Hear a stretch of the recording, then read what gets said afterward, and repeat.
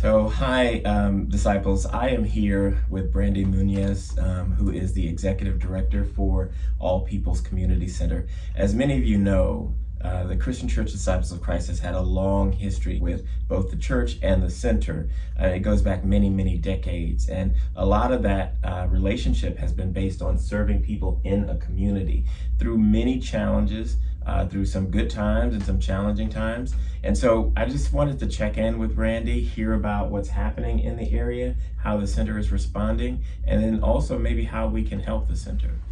So there is quite a lot of fear that's happening within the community, especially for us here at the center, being in South Central Los Angeles. We're not too far from downtown LA. And what we're seeing is our community of mostly Latino immigrant, Spanish speaking, staying home because there is so much fear of detainment, threats of deportation. We're seeing ICE throughout the county of Los Angeles without warrants, going up to people, whether in their homes, in their workplace, even in their places of worship, as we've seen in Disciples of Christ, and taking people, questioning them, detaining, and even arresting. At the core of that is real assaults on human rights. There is a lack of due process that's happening. So typically immigration enforcement would have a warrant for someone that they're specifically looking for. That's not what we're seeing. What we're seeing is that people are mass being put, kind of rallied together and questioned and detained. And so because of that, everyone is fearful. They're afraid to go to work. They're afraid to get the medical care they need. They're afraid to even come to the center to get their food that they typically do every Friday for free. It means that our community is being further isolated from the resources that they need in order to survive. Yeah, and I've heard a little bit about it. So some of the things that you're looking at doing is maybe doing home visits to try to deliver food or try to provide service to try to make sure that the people who need those services are getting those. Can you talk about the staff? How are the staff feeling around this? What has gotten all peoples through the decades, through tumultuous times like these, has been the people who care, have been its staff. So even though our staff are concerned, they're steadfast and they're here working and implementing all of these changes to programs in real time in order to reach the community. So we are reaching out to people, trying to do virtual meetings. We met with parents in our youth program to assure them that the day camp that happens here is safe, and we're pivoting food program to some delivery options as well.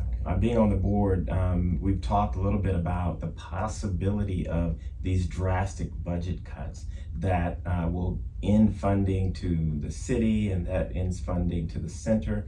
Talk a little bit about what's at stake in what's happening with the budget. All People's largest funder, largest contract is actually with the city of Los Angeles. And under the current proposal of the budget, there are significant cuts all the way to zeroing out those grants. That would be a huge hit to the programs and resources that we provide, but that our community is relying on us for. Yeah, it's really heartbreaking to think about what's possible, but we also hope that people will get the word out, that they will talk to their representatives, and just really emphasize the need of the most vulnerable in our community. What can people do to support what's happening here? Directly within the center, we are looking for volunteers to help deliver food to our community members. We're also looking for fundraising so that we can source some of that delivery out. And just honestly, any kind of financial donation to the center so that we can sustain is very helpful.